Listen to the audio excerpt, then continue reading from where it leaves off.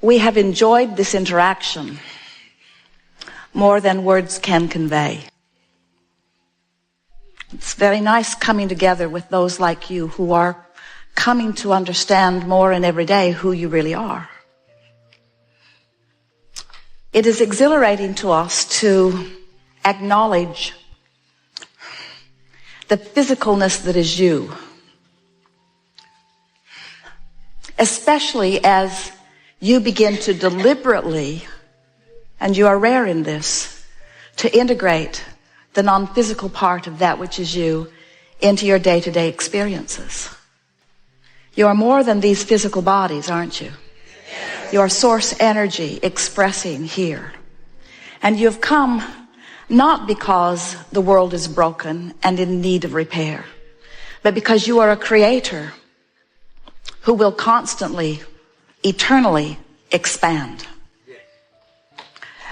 When you find an environment as magnificent as this, that inspires new desire within you all day, every day, and you simultaneously, as the new desire is exploding from you, are aware of where you stand in vibrational relationship to it. So you are bit by bit bringing yourself into alignment with each new idea as it comes.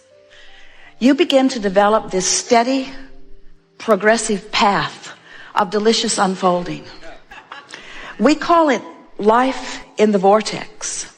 But for those who don't know about the vortex or who want to call it something else, for those who aren't aware that they are vibrational beings, who don't know that the source within them is calling them eternally, as they see you living life from inside the vortex, they describe you in this way. They say, how is it that you barely seem to identify something as something that you would like to participate in, and it moves to you and you move to it? How is that so? As they observe you, they say, how is it that you are so clear-minded that a question occurs, but almost as soon as the question has been formulated within you, the answer begins to come? How is it that the answers are so fast on the heels of your questions? What is up with you, they want to know. How is it, they say, that you can barely tip your toes into something that would be remotely recognized by many others as a problem, but before you even get your feet wet, the solution begins to show itself to you? How is it you are joyful mostly? How is it that you are fun everywhere you go? How is it that your timing is so precise? How is it that you maintain your physical vitality? How is it that you seem to move through time without decline? How is it that you remain physically focused, and yet there is something about you that seems otherworldly? And to most of them who are not ready to hear what you say about the vortex, you say to them something that is softer and simpler. You say, well, I have a philosophy of life that is serving me well.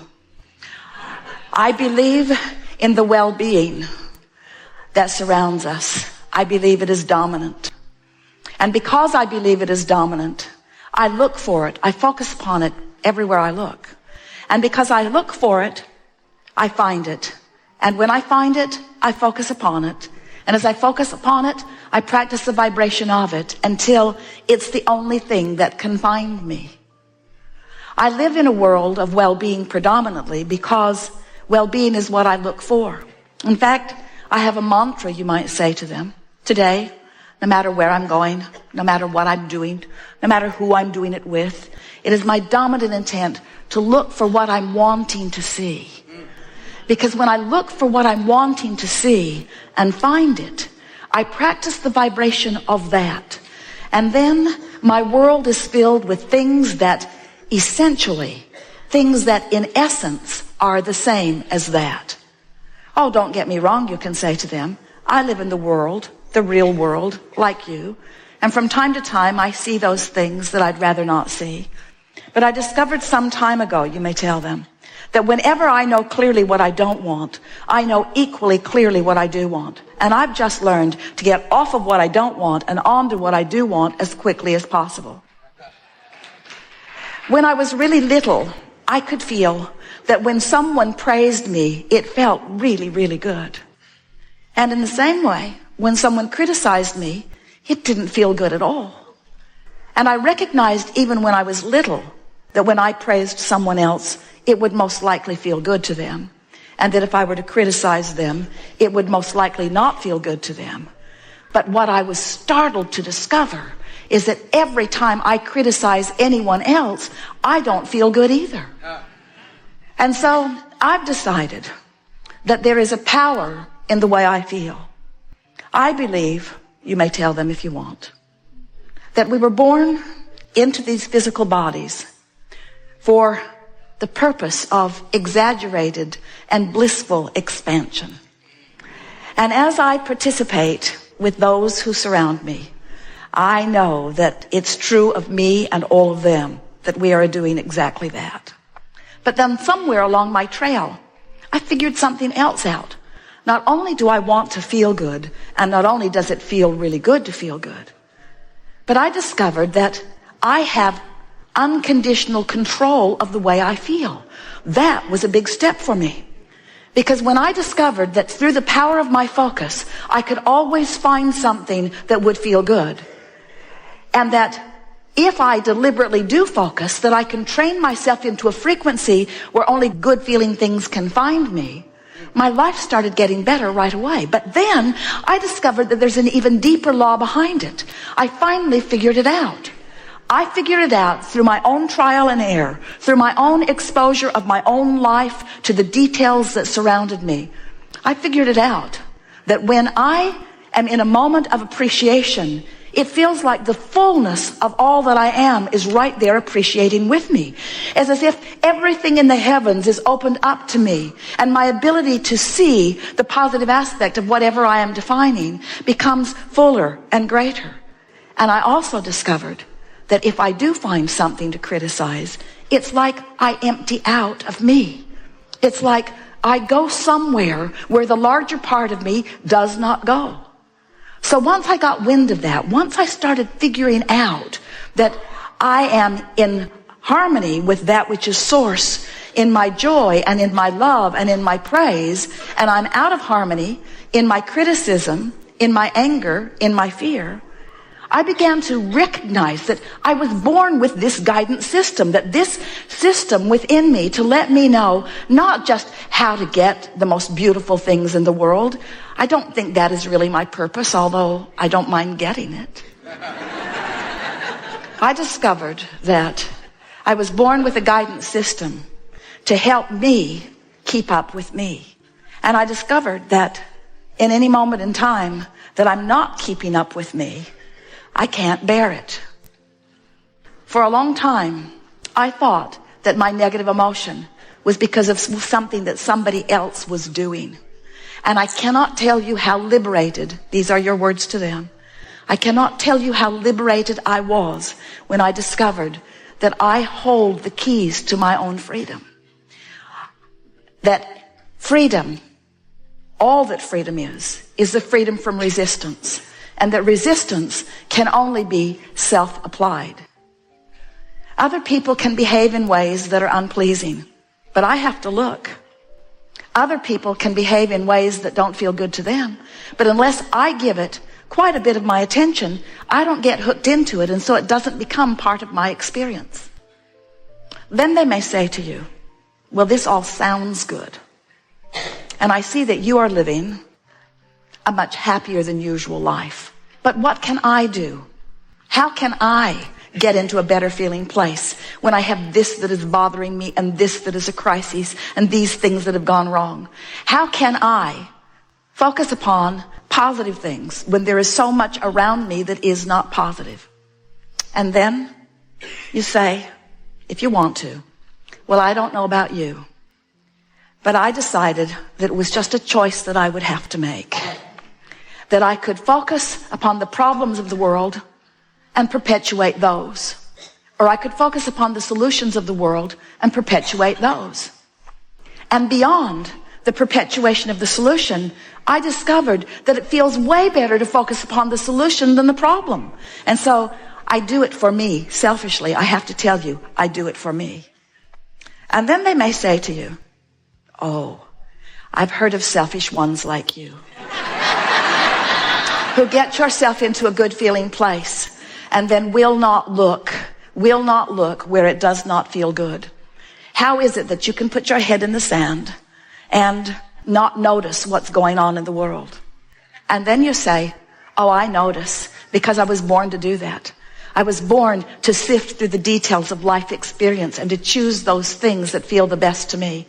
And so I want you to know, you can say to them, that I see plenty of things that I don't want to perpetuate, but I don't get hung up in the vibration of that anymore. I move quickly from what I don't want to a statement of what I do want. And then I do my very best to practice the vibration of what I want. A lot of my friends don't want to hang around with me anymore, because when they want to complain and I don't listen with any sort of sincerity, they are annoyed. Sometimes they even get their feelings hurt. And then I discovered something that kept them from getting their feelings hurt. I started practicing it one by one with friend after friend, with family members, with friends, even with people that I was just meeting standing in line someplace. I began to practice this. It goes like this. So they would say, how about that? I sure don't like that. And I would say, yes, but how about this? This is much better. At which point they would say, man, are you blind? Can't you see what's going on? And so I realized that trying to point out the positive aspects to someone who's standing in the middle of negative aspects wasn't going off very well. In fact, it just annoyed them and made them determined to not be with me. So I decided I had to go underground with it for a while. I decided that I couldn't be so overt about it. I couldn't be so in their face about it. So I just practiced in my own mind. When I would hear a complaint from someone, I would write down, if I could, or remember if I could, what is it that I think they really want? Because it's pretty easy to know what someone wants when they're expressing what they don't want. And then I would practice seeing them having what they wanted rather than seeing them as not having it. I began practicing seeing them as they want to be. When someone indicated to me that they were sick, I immediately began to see them as well. And I began practicing the vibration of wellness. And then one by one, as my friends would present themselves to me, not one of them was put off by my newfound vibration, because this is the way it would play out. They would say, things aren't going well for me. And I would say, you know, I heard about that, but then I remembered who you are. And I began practicing in my own mind. When I'm not with you, it's much easier, I have to tell you. I began practicing in my own mind who you really are. And I've discovered things about you that are so intoxicating that now I think about them, not because I'm trying to help you improve, but because it just simply feels so good for me to acknowledge who you really are and what you've really got going on.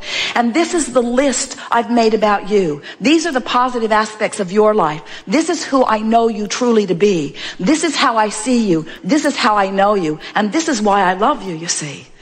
It is our promise to you that as you begin practicing the positive aspects of circumstances and events, of governments, of other governments, of political parties, of people that you know, of family members, of your mothers and your fathers and your children, of your friends, of people that you have formerly called your enemies, as you begin to tune yourself to what this time-space reality is helping you to put in your vortex about them. You see, these aren't just people running around annoying you or pleasing you.